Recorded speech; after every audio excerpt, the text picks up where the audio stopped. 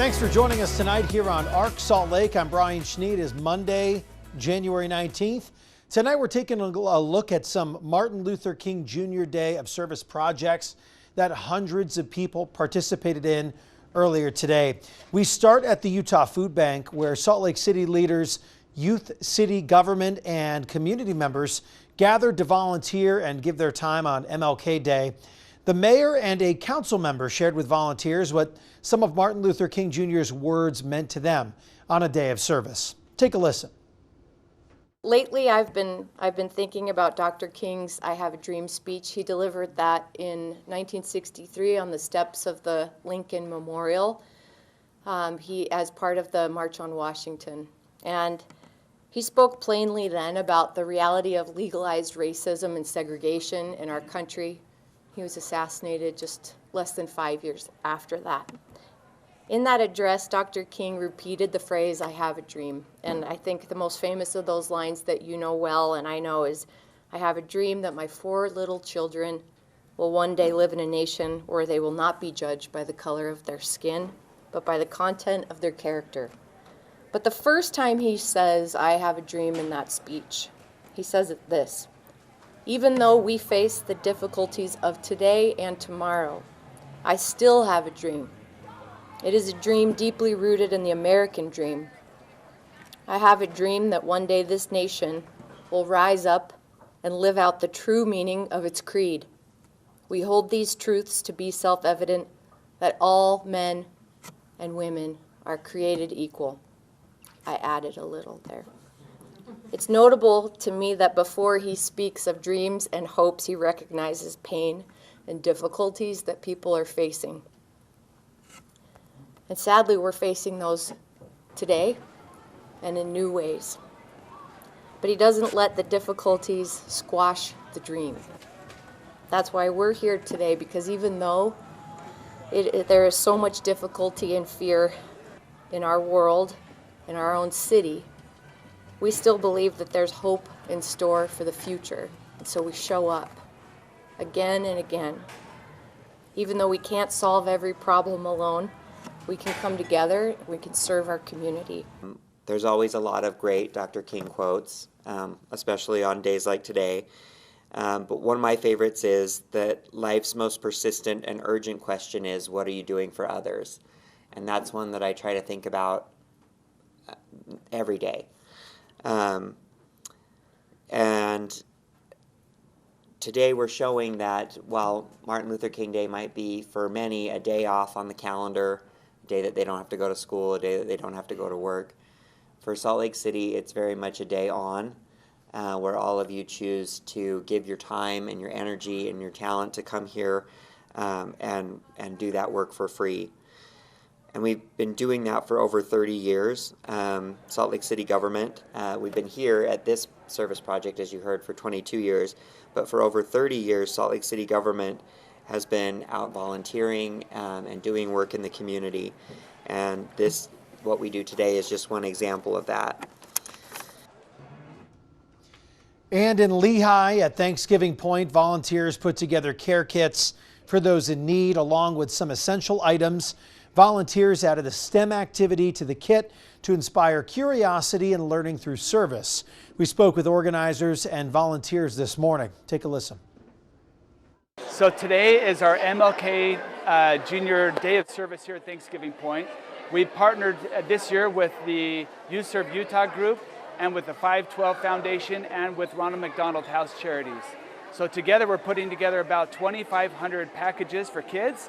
Right behind me, this is the 512 Foundation putting together weekend food packages for kids. So kids that are at risk or that needs extra support on the weekends at school, they get one of these packages and then it feeds them 4 different times over the weekend. What's in these, so to get specific, what's in these kits that these guys are putting together? Yeah, so these kits include food that's going to be for breakfast and a dinner. So we've got granola bars, ravioli and Chef Boyardee. We've got oatmeal, we have cereal, there's other things like that. So that's put on by the 512 organization, and we work closely with them where every year they've come out. This is our 6th year that we've partnered with them here at Thanksgiving Point. And who are all these people coming in with the bags, putting all this stuff in the bags? So we have hundreds of volunteers from around the community that have been here to support this project that we're doing. We've been super grateful for all of their help and their support. In addition to these packages that we're putting together, every one of the packages gets a Thanksgiving Point STEM kit as well. So here at Thanksgiving Point, we're really passionate about igniting curiosity and building confidence in STEM for kids of all different backgrounds. So every one of these kits also includes a fun hands-on activity that kids can do that's STEM related. I love volunteering on the Martin Luther King Day of Service because it's a great way to see families and guests come together in an act of community service, and they get to enjoy each other's company and do some good in our community, helping people who really need it. I do it because I really love the sense of fulfillment I get from volunteering, and I love being able to bring a smile to people's face here at Thanksgiving Point. It's a real passion of ours to bring families together through curiosity and service, and I'm just glad to be here. How many years have you done this? I've been here for 3 years. I was a member for 10 years before that here at Thanksgiving Point, and I'm here every week serving in a variety of capacities. It's one of my favorite places to be. Let's head back to the Utah Food Bank. Members of Youth City Government recognized for their volunteer efforts this past year. I was really proud of them. We helped a little, but this year they raised over $5,635 for the Utah Food Bank.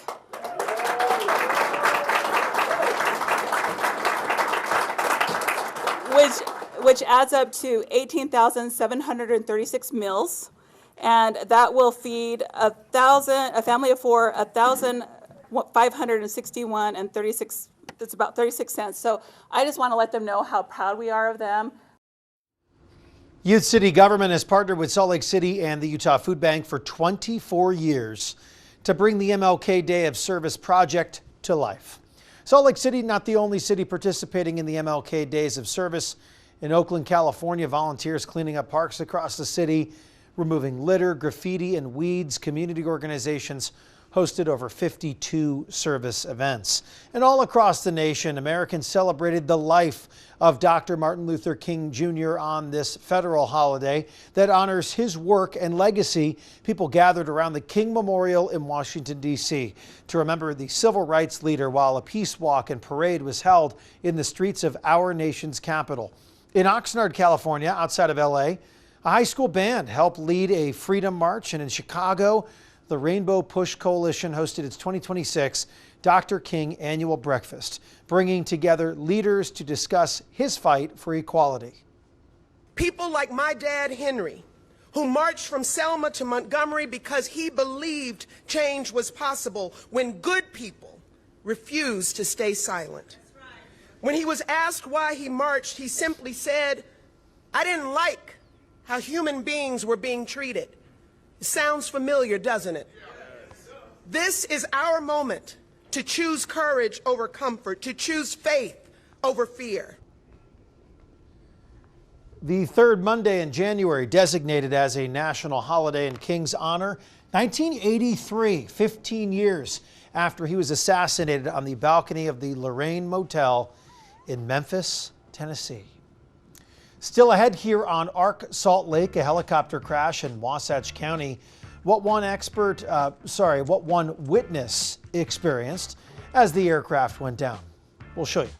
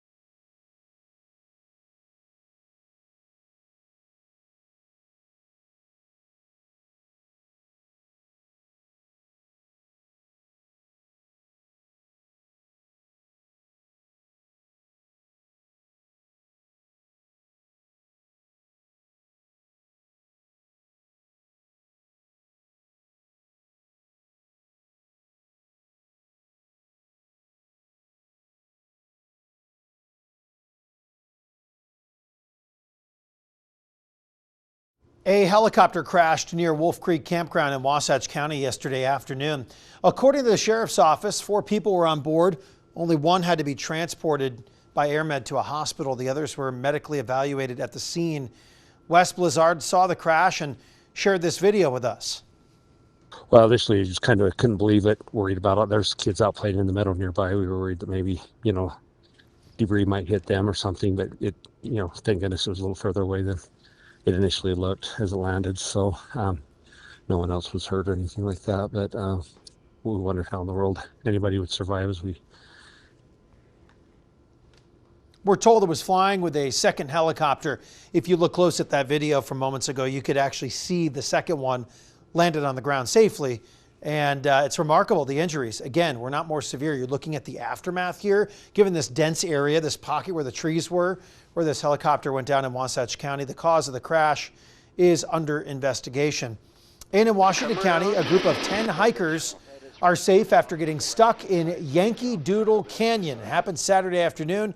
Call for help around 4 o'clock in the afternoon. Here's that location on a map. Is it going to move in? No, it's just kind of hanging out. However, there it is.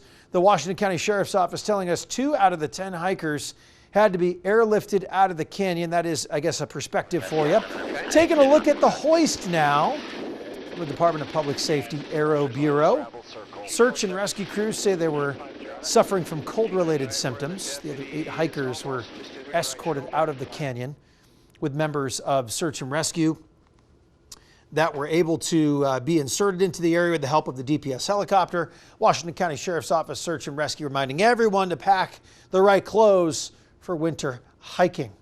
A deadly off-road vehicle crash raising new concerns about safety on Utah's trails. Do the rules go far enough? Authorities say a 14-year-old girl was killed over the weekend after the off-road vehicle she was riding in rolled. 5 others were in the vehicle. 2 News' Christian Sita reports.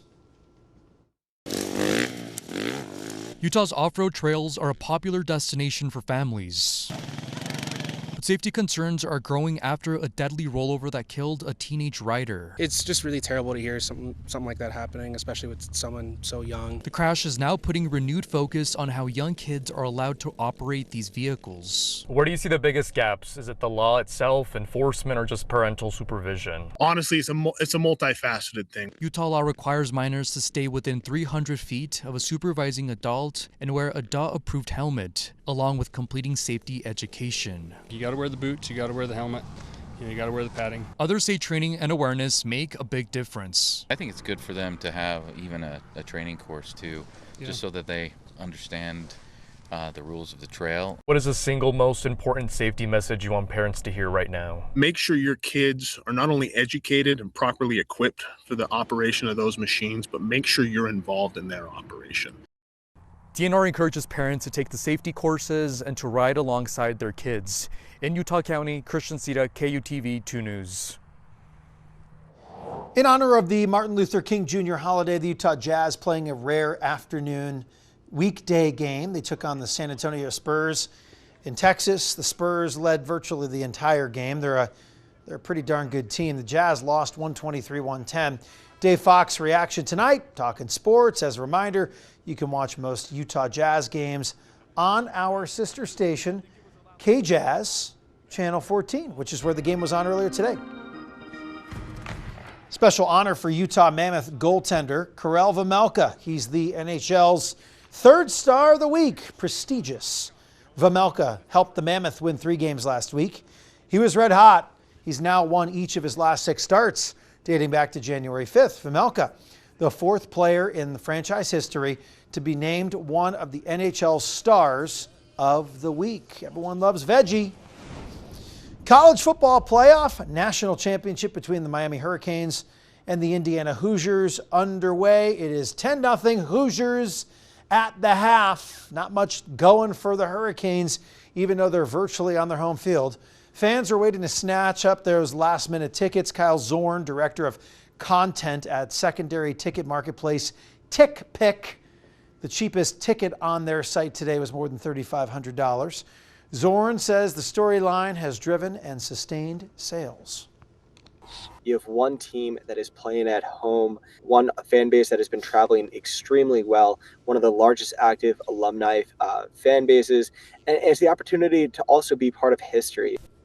Miami's Hard Rock Stadium can seat about 65,000. For comparison, that's about 10 grand fewer in terms of spectators than Mercedes-Benz Stadium, that is in Atlanta, where last year's championship kicked off.